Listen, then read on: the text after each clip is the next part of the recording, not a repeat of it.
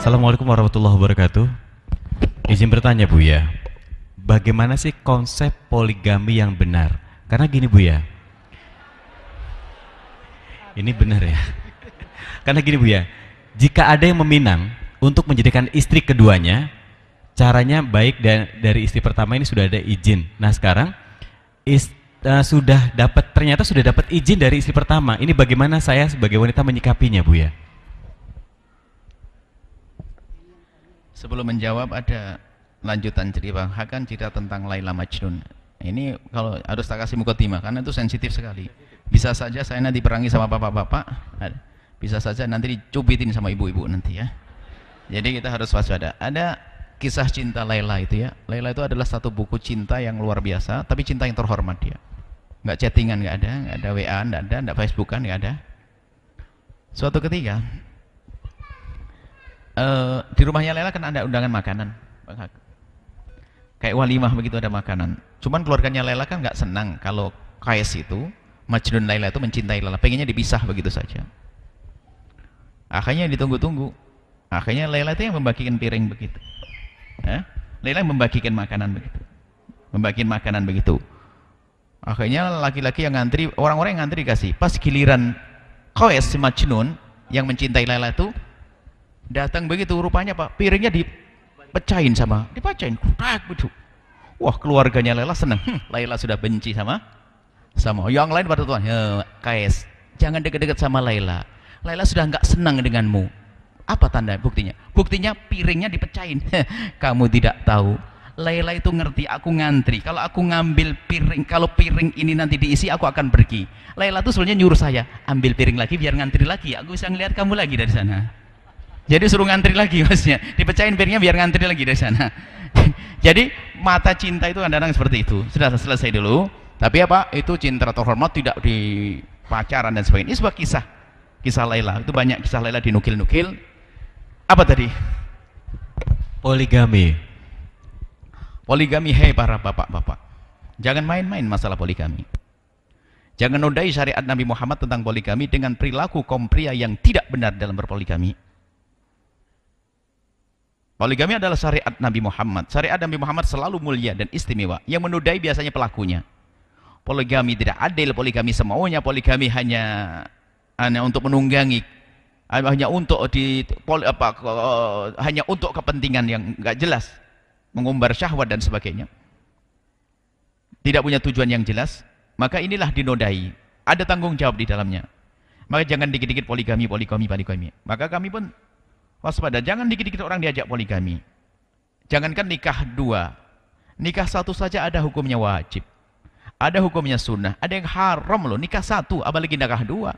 Jangan lalu berkata, oh poligami sunnah apa untukmu? Sunnah Nabi, maksudnya Nabi pernah melakukan, iya, tapi belum tentu bagimu sunnah, bisa saja haram. Ngurusi satu istri aja belum benar kok. Ini. Akan tapi ingat, poligami kalau sudah pada waktunya, menikahlah dengan dua atau tiga yang benar. Tapi di sisi lain, hei para wanita, jangan sekali-kali engkau mengingkari poligami. Awas, hati-hati, dihukum oleh Allah nanti sebelum di akhirat. Jangan mengingkari poligami, karena poligami itu ada. Poligami ada. Kalau permasalahannya kamu tidak mau dipoligami, itu urusanmu. Tinggal ikat saja suamimu yang benar agar dia tidak berpoligami. Paham ya? Yang benar, tapi poligami jangan diingkari. Makanya ada dua belah pihak itu jangan main-main poligami. Main-main poligami misalnya apa? Suami itu kalau ngomong sama istrinya dikit-dikit, poligami ya, boleh ya, dikit-dikit ngomong gitu sampai enek suami istrinya. Di sisi lain, istri itu kadang-kadang kalau suaminya, awas loh ya, jangan poligami, dikit-dikit bilang begitu. Ngapain? Jangan dibahas sudah. Kalau sudah pada waktunya akan terjadi, tinggal nanti masuk marhalah yang kedua. Gimana kalau suamiku terlanjur poligami? Ini babnya beda nanti. Ini ada dalam syariat. Yang laki-laki jangan main-main, yang perempuan juga jangan ingkar-ingkar. Karena apa? Ini ada syariat Nabi Muhammad SAW. Lihat, kalau semuanya benar, aman. Siapa yang mengingkari poligami? Wanita? Siapa bahak yang nggak mau poligami? Wanita. Katanya wanita paling berat poligami. Itu hanya istri pertama yang berat. Istri kedua mau buktinya. Kalau istri yang 4 yang nggak mau dipoligami hanya 1 yang pertama. Yang kedua 3, 1 banding 4. Ayo. Awas, jangan ketawa dulu yang para pria ini. Awas, nanti masih ada hukuman, ada ancaman lagi. Tenang dulu, ente jangan senang. Wah, Buya ini mihak saya ini. Oh, tenang ini. Saya Ustadz nggak mihak siapa-siapa, mihak semuanya. Ini belum ini. Maksudnya, hei para wanita, jangan sekali-kali membiasakan ingkar dengan poligami karena itu syariat Nabi Muhammad. Kalau ada pelaku poligami yang nggak benar, itu dia yang salah. Banyak kok wanita siap jadi istri kedua dan ketiga, keempat, banyak. Kalau permasalahannya dirimu tidak mau dipoligami, itu adalah urusanmu sendiri. Tapi jangan ingkari poligami. Maka itu sebenarnya kesempatan bagimu untuk meningkatkan kualitas pengabdian. Anehnya perempuan ini di poligami nggak mau, ngabdinya juga begitu-gitu, nggak ada kualitasnya, nggak ada tambahannya, nggak ada ini. Baik. Kemudian masalah poligami, jika ada seorang wanita mau dipoligami, itu nggak harus izin dari suami, istri pertama nggak harus izin. Apalagi sampai dilamar oleh istri pertama, nggak harus seperti itu. Makanya wahai orang yang mau dijadikan istri kedua, kenapa kau mau jadi istri kedua? Harus matang loh pikiranmu, harus cerdas juga, karena ia akan menjadi cinta abadi loh ya. Apa asas kau mencintainya? Apa asasnya kau terima dia? Hanya karena kekayaannya? Rendah sekali pernikahanmu hanya karena kekayaan. Kenapa kamu mau dijadikan istri kedua? Ayo, harus jelas dong. Apa tujuanmu? Kalau terlintas di hatimu untuk merusak istri yang pertama, jangan menikah. Sebab sepanjang hidupmu akan sengsara. Tapi jika karena hajatmu, saya menikah cukup dengan menjadi istri kedua, dan saya akan matikan tuntutanku untuk mengganggu istri yang pertama. Kalau itu harus siap. Artinya menjadi istri kedua harus dengan konsekuensinya. Tentunya banyak aturan di sini. Mungkin tidak bisa diperlakukan secara zahir sama. Mungkin sang suami menjaga istri yang pertama dan sebagainya. Kalau dari awal istri kedua mau saya harus seperti dia, ini dari awal sudah mulai gaya tuntutan. Memang dia punya hak untuk menuntut, saya harus perlakukan dengan istri pertama. Iya, syariat seperti itu. Akan tapi kalau memang engkau pengen seperti itu, ya menikahlah dengan laki-laki yang tidak punya istri. Jangan yang sudah punya istri. Kalau sudah punya istri, tugasmu pertama dan paling utama adalah bagaimana pada akhirnya menjadikan istri pertama ridho, bukan marah. Bisa enggak kira-kira? Ayo, caranya gimana? Enggak tahu nanti caranya. Pokoknya berjuang. Di saat istri pertama marah, ngamuk-ngamuk, melempar piring, jangan dibalas dengan lemparan. Dengan senyum. Kuat enggak? Ayo. Tiba-tiba dicakar rambutmu, dipeluk. Kuat enggak? Wah, berat juga, serem juga nih jadi istri kedua. Ketahuilah, istri pertama itu kalau memang dia wanita solehah, nggak akan melanjutkan, dia akan tunduk kepadamu. Wahai istri yang kedua, dia akan mengatakan, ya Allah, ini saya marah kok tidak marah, saya lempar piring malah lempar roti, saya jambak malah meluk, ya Allah, subhanallah. Akhirnya, bang, nggak salah kau pilih dia bang, begitu akhirnya. Seneng dia, mulai seneng yang putranya. Belum, awas laki-laki, nikah hati-hati ya, jangan main-main nikah dua. Apalagi yang ustadz gayanya, saya nikah 2-3 biar dakwah saya luas. Bohong ya ustadz. Gayanya ustadz, nanti kalau saya punya pos banyak kan enak, nanti saya bisa nyambung silaturahmi. Karena saya orang apa, saya punya istri satu Sunda, satu Madura, satu Batak, biar semua suku sambung hati dengan saya. Sok bener nih orang. Untung tidak dikeroyok oleh semuanya. Ada sebuah kisah, kemarin tak ceritakan. Ada yang sok nikah. Ini ceritanya kan Bosnia kan diserang sama Serbia. Karena diserang Serbia itu banyak wanita-wanita itu diungsikan supaya tidak diperkosa, tidak dininistakan orang kafir. Dibawa keluar, dibawa ke negeri Arab sana. Setelah masuk negeri Arab, pengungsi yang sehari 2 hari, seminggu 2 minggu, akhirnya diumumkan oleh pemerintahan Arab agar dihormati wanita-wanita muslimah yang mulia ini. Maka dihimbau kepada bapak-bapak yang ada di tempat tersebut yang punya rezeki lebih, hendaknya bisa menikahi mereka. Beritanya nyampe ke gunung-gunung. Turun kakak beradik dari atas gunung, orang kaya kampung, wah punya kambing ribuan dia. Turun dengan bahasa assalamualaikum, waalaikumsalam. Dari mana pak? Saya dari bukit sana. Mau apa ke sini? Saya dengar berita bahwasanya ada saudari-saudari kita dari Bosnia yang perlu dibantu. Saya insya Allah dengan adik saya akan membantu. Sudah pernikah pak? Sudah, dia punya istri, punya rezeki. Alhamdulillah saya kekayaan banyak. Tujuannya apa? Hanya untuk menolong karena Allah, karena Allah, karena Allah. Benar, baik. Masya Allah, ini baik benar nih. Akhirnya betul panitianya yang di perkemahan tadi, pengungsian, masuk ke dalam. Sampai ke dalam langsung baca catatan kertas, langsung Masya Allah. Sambil duduk dikasih teh tamunya yang 2 tadi. Terima kasih bapak-bapak, luar biasa. Anda ini insya Allah ahli surga. Alhamdulillah, Masya Allah. Gimana? Anu Pak, Masya Allah, terima kasih Anda datang meringankan beban kami. Nanti setelah menikah langsung dibawa. Oh iya, langsung saya bawa. Iya, baik. Hanya saja mohon maaf Pak, yang dari Bosnia sudah habis, yang Anda tinggal dari Afrika. Isian sama adiknya. Gimana? Pulang aja ya. Pulang. Makasih, assalamualaikum.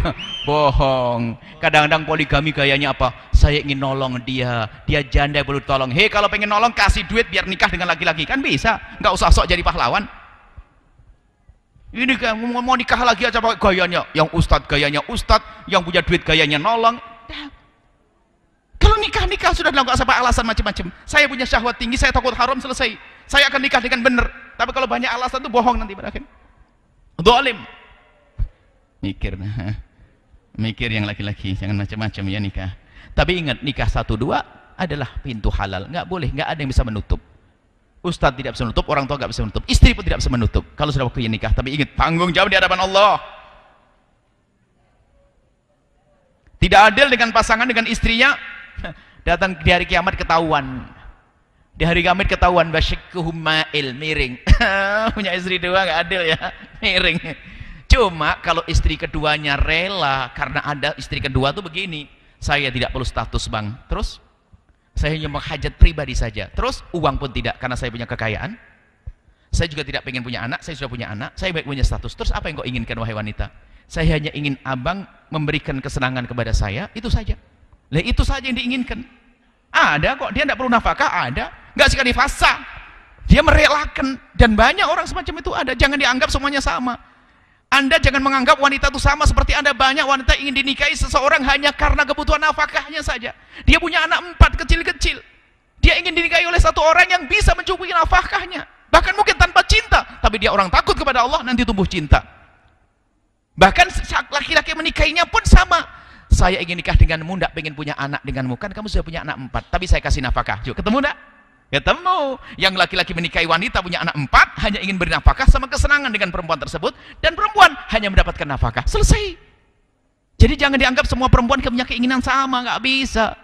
Jadi poligami itu nggak bisa disamakan hukumnya. Maka saya kadang-kadang marah dengan sebagian orang yang sudah menikah poligami, lalu setiap orang diajak poligami. Istri lu berapa? Kamu punya istri berapa? Semuanya dia suruh poligami kayak dia. Nggak bisa semua orang sama. Ada lagi yang poligami, Masya Allah, istrinya tinggal di atas gunung sana, didatangi sebulan sekali, yang dikasih HP itu pun nggak ada sinyal.